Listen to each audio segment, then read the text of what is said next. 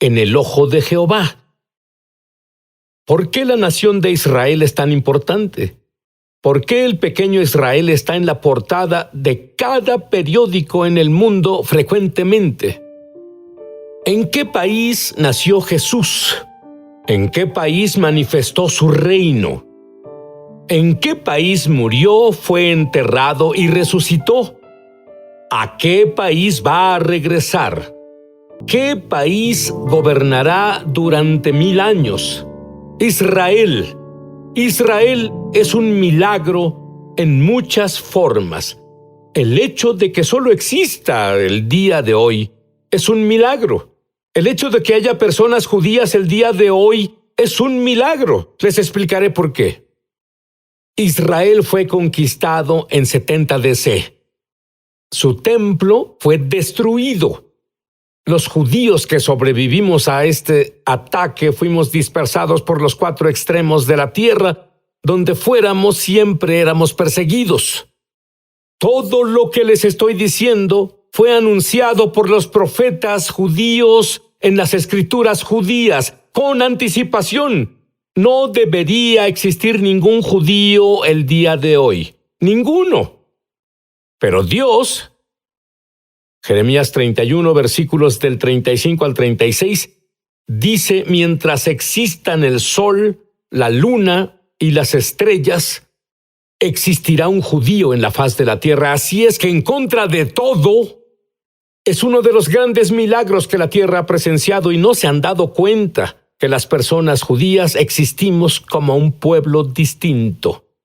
En Romanos capítulo 11, versículos 28 y 29, desde el punto de vista de la voluntad de Dios, de la creación de su plan, ellos, refiriéndose a los judíos, siguen siendo el pueblo amado y querido por Dios. Por causa de los patriarcas, es por esto que por las promesas a los patriarcas, los dones de Dios y su llamado son irrevocables. Y Él nunca cambia su forma de pensar. A pesar de todas las cosas, el pueblo judío existe como un grupo étnico distinto, pero no solo el pueblo judío, es más que eso.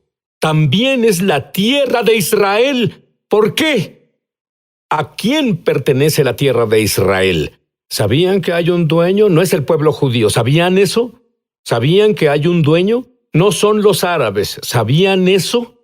Existe un dueño. Levítico capítulo 25, versículo 23 dice: Dios está hablando, la tierra es mía. Pero entonces, si tienes una propiedad, ¿tienes todo el derecho de alquilarla? ¡Claro que sí! Y en el Salmo 105 está el acuerdo de arrendamiento entre Dios y el pueblo judío. Los términos, si yo fuera un abogado, me gustaría presentarlos en la corte. Aquí están los términos de Dios. Dios dice que recuerda su pacto por siempre. ¿Por cuánto? Por siempre. En caso de que no lo entiendan, después dice que esto se lo ordenó a 1000 generaciones. Entonces, ¿qué tenemos? Por siempre. A 1000 generaciones. Y en caso de que no lo entiendas, esto es eterno. No solamente nosotros tenemos un pacto con el mismo Dios, cuyos términos son por siempre, pero también sabemos el tamaño exacto de Israel en un momento en el que el mundo quiere encoger a Israel. Dios dice, la tierra de Israel, como lo vemos ahora, debería ser al menos, y estoy siendo conservador, 10 veces más grande. Lo encuentras exactamente en Génesis capítulo 15, versículos del 18 al 21. Esto lleva a la pregunta, ¿por qué estas promesas realizadas a los judíos en Israel son tan importantes? Dios nos da la respuesta, son importantes para ti, para mí, para Dios. Mateo capítulo 23, versículo 39, dice por qué estas promesas son tan importantes. Te digo a ti, este es Jesús hablando, te estoy diciendo a ti, no van a verme hasta que, esto es lo que los judíos dicen, Baruch haba b'shem Adonai. Bendito sea el que viene en nombre del Señor. ¿Por qué es tan importante para Dios? El regreso de Jesús es tan importante para Dios, para mí, para ti. ¿Por qué esto es tan importante para el diablo? Porque él no quiere ver el regreso de Jesús. Ese es su final, su telón. Otra vez lleva a la pregunta: ¿cuál es el propósito de Dios en preservar a los judíos? Hagan esta pregunta a 10 cristianos. Muchos no podrán responderla. ¿Saben cuál es el propósito de preservar a los judíos? Voy a leerles esto. Que ellos, esto es Juan 17:21. ¿Quiénes son ellos? Había 2 grupos de personas en ese entonces, judíos y gentiles. Que todos sean uno. ¿Qué sucedería si el judío y el gentil fueran uno en el Mesías? Para que todo el mundo crea. ¿Creen que esto es importante? Que el mundo, en otras palabras, el cuerpo está incompleto sin los creyentes judíos en Jesús. El cuerpo está incompleto sin los creyentes gentiles en Jesús. El cuerpo del Mesías estará incompleto hasta que estos 2 grupos por los que Él murió y ama se conviertan en uno. No solo uno en asociación, sino uno en Él. Y entonces, esta sería la peor pesadilla del diablo. De hecho, no hay otra nación en el mundo a la que Dios haya hecho esta promesa. Voy a leerles esto. En el Salmo 122, versículo 6. Oren por la paz. ¿Conocen la palabra paz en hebreo? Shalom. ¿Conocen cuál es uno de los significados de shalom? Unión. Oren por la unión de Jerusalén. ¿Ustedes saben cuál es la unión de Jerusalén de Israel? Judíos y gentiles, uno en el Mesías. Cuando ustedes oren por la paz, la unión de Jerusalén, el nuevo hombre al que Pablo se refiere en el libro de Efesios, lo conseguirán. Esto es lo que Dios dice. Prosperarán los que amen a Jerusalén. ¿Conocen al gran erudito hebreo llamado Derek Prince, que ahora está en el cielo? Definió la palabra en hebreo, prosperar. Él dijo que la palabra prosperar en hebreo significa paz en el corazón. Paz en el corazón. Entonces, oren por la unión de Jerusalén. Eso les dará paz en el corazón a los que Él ama. ¿Conocen a alguien que necesite paz en el corazón? Ahora, este es un dato bíblico. La gloria de los judíos va a marcar el inicio del mayor avivamiento, de la mayor cosecha de almas en la historia, en breve. Ya volvemos a su programa Es Sobrenatural. Me emociona al extremo anunciar que lanzamos nuestra escuela de ministerio Es Sobrenatural en español. Entra en el enlace para comenzar tu viaje sobrenatural y en realidad espero verte crecer en la gloria, en el Espíritu y en milagros. Te esperamos.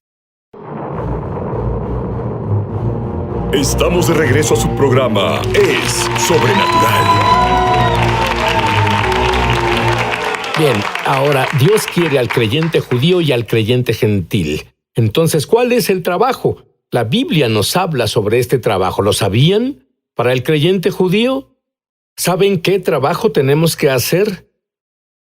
Evangelicen a los gentiles. Juan 4:22 dice: la salvación viene de los judíos. En los últimos días sabremos acerca de los 144.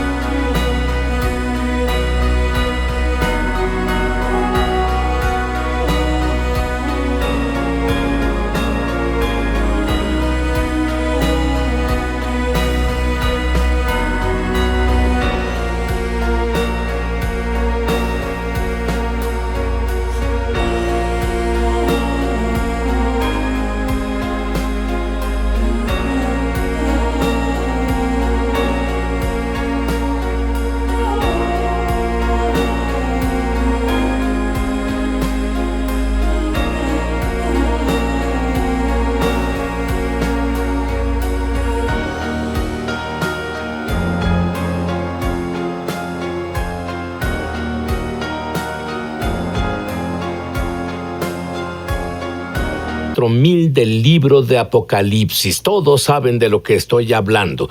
Pero en los últimos días, las personas judías serán grandes evangelistas, justo como Pablo en Zacarías 8:23 dice: así ha dicho Jehová de los ejércitos en aquellos días, son los últimos días, 10 hombres de todas las lenguas de las naciones. La palabra naciones significa gentiles. Dice, tomarán la prenda, esto es el talit o el manto de oración del judío. Dice, déjanos ir contigo, porque hemos escuchado, la fe viene de oír, hemos escuchado que Dios está contigo. Así que este es el trabajo de un creyente judío. Bien, entonces, ¿cuál es el trabajo del creyente gentil? Es aún más. Les contaré sobre esto. Romanos 11:11 les dice cuál es su trabajo. Es bueno saber sobre el trabajo del que está hablando la Biblia, ¿no lo creen? Entonces digo que ellos son el pueblo judío, tropezaron para caer de ningún modo, pero a causa de su caída, la salvación ha llegado a los gentiles, provocando a celos a todo el pueblo judío. Podríamos decir que el trabajo del creyente gentil se trata de caminar en tal grado de abundancia del Espíritu de Dios en su gloria y su presencia, que provoque los celos de todo el pueblo judío. Todos nos necesitamos. ¿Por qué? Para que el mundo crea. Dios nos enseña que todo Israel será salvado cuando Jesús regrese. Pero, ¿qué pasa con tus amigos judíos o gentiles que murieron sin conocer a Jesús? Les diré qué pasa. Ellos mueren en sus pecados, separados de Dios para siempre. Escuchen 2 escrituras, Ezequiel 18:4. Es absoluto. El alma que peca morirá. Salmo 143:2. Ante tus ojos, los ojos de Dios, ninguno que viva es justo. Y allí es donde está lo más maravilloso. En el año 70 DC el templo fue destruido. Bueno, si no hay templo, no hay sacrificio. Año 70 DC, dejamos de tener sacrificios. No hay Yom Kippur. La única forma en que un judío cubre sus pecados, porque no hay ningún justo. Y si nosotros llegamos a cometer un pecado, moriremos. Significa estar separado de Dios para siempre. Entonces, ¿qué hacemos los judíos? Bueno, un famoso judío mesiánico llamado Juan tenía la respuesta. Estaba hablando de la Pascua. ¿Recuerden qué pasó en la Pascua con mi pueblo judío? Sacrificamos un cordero, colocamos la sangre en el marco de la puerta, así el ángel de la muerte no podía entrar a nuestro hogar. Cuando Juan vio al Mesías, dijo en Juan 1:29, miren, el Cordero de Dios que quita el pecado del mundo. Bueno, nuestros rabinos son muy inventivos. Nuestros rabinos reinventaron el judaísmo, pero la Torá dice que sin el derramamiento de sangre no hay expiación por el pecado, y el Talmud dice que no puede celebrar el Yom Kippur sin el derramamiento de sangre. Aquí está lo que la mayoría de los cristianos no sabe. Nos encontramos en lo que la Biblia llama la plenitud de los gentiles.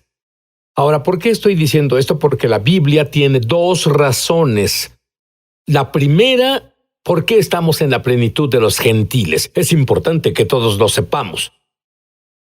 Lucas 21:24. Jerusalén va a ser pisoteada por los gentiles. En otras palabras, no será poseída por judíos hasta que los tiempos de los gentiles se cumplan. Otro milagro en un día.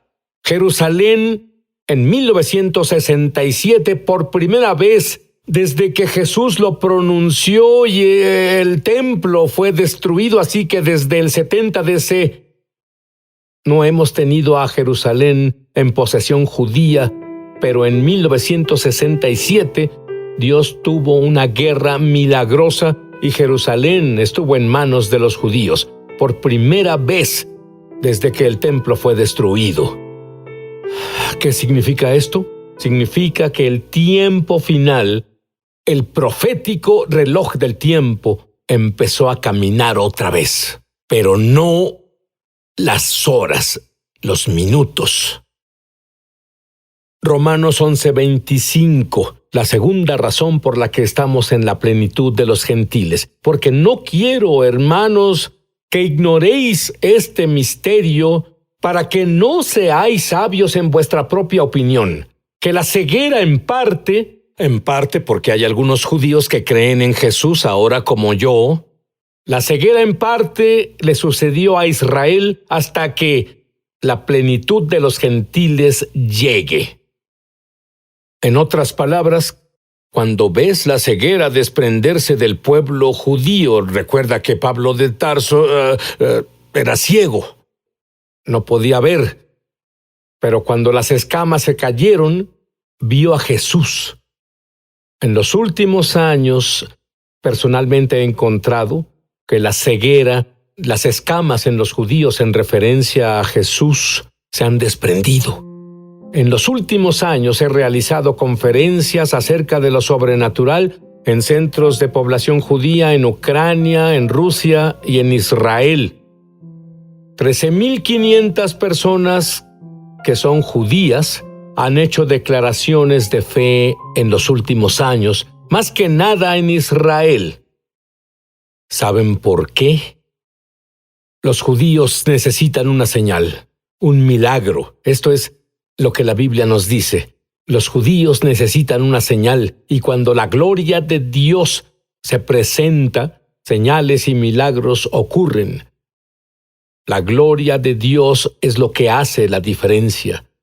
Esto nos lleva a la pregunta: ¿quién tuvo la gloria primero? Romanos 9:4 responde esto. A los judíos les corresponde la gloria, es la Shekinah. La gloria de Dios que siguió la nube en la columna de fuego, acompañó a los judíos por 40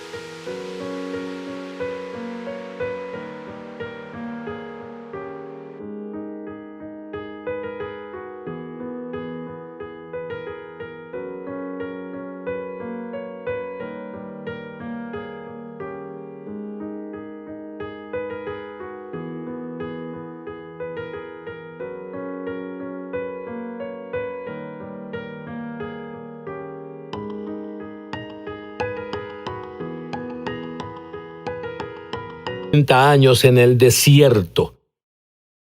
Ahora, es el Antiguo Testamento. Sí, ¿qué hay del Nuevo Testamento? ¿Quién recibió primero la gloria en el Nuevo Testamento? ¿Recuerdan el Pentecostés? En realidad es la fiesta judía Shavuot. ¿Quién obtuvo la gloria primero? ¡Los judíos! Ahora quizá puedan entender Marcos capítulo 10, versículo 31. Pero muchos son primeros. ¿Quiénes son los primeros en recibir buenas noticias? Los primeros en recibir la gloria, los judíos. Serán los últimos en recibir las buenas noticias y recibir la gloria. Y los últimos, habla de los judíos, serán los primeros en llevar el evangelio al mundo. En los últimos días, ya que fuimos los primeros en llevar el evangelio. Entonces el trabajo del creyente gentil corresponde ser un hermano mayor para el pueblo judío, porque no sabemos nada de la Biblia. El pueblo judío empezó lo que ahora sucede. La salvación viene del judío y verán a los judíos culminarlo, lo que está sucediendo. La gloria mayor marca el comienzo de la mayor cosecha de la historia. Ageo capítulo 2, versículo 9 dice: la gloria postrera de la casa será mayor que la primera, dice el Señor de los ejércitos, y en este lugar voy a dar paz en la gloria, voy a dar plenitud. La gloria mayor ha comenzado. Entonces, ¿cuándo comenzará la cosecha? La Biblia nos dice exactamente cuándo comenzará la cosecha mundial. Amós capítulo 9, versículos 13 y 14. Llegará el día, dice el Señor, cuando los granos y las uvas crezcan más de lo que pueden ser cosechados. Cuando traiga, y esto es el tiempo, cuando traiga a mi pueblo exiliado de Israel de vuelta de las tierras lejanas, volverán a construir sus ciudades en ruinas y volverán a vivir en ellas. Esto es lo que Dios está diciendo ahora. ¿Quién se lo dirá a mis elegidos? Isaías capítulo 40, versículos 1 y 2 dicen: consuelen a mi pueblo judío, dice tu Dios. Habla con ternura a Jerusalén. Dile que sus días tristes han pasado y que sus pecados son perdonados. Romanos 10, 14 dice: ¿cómo pues invocar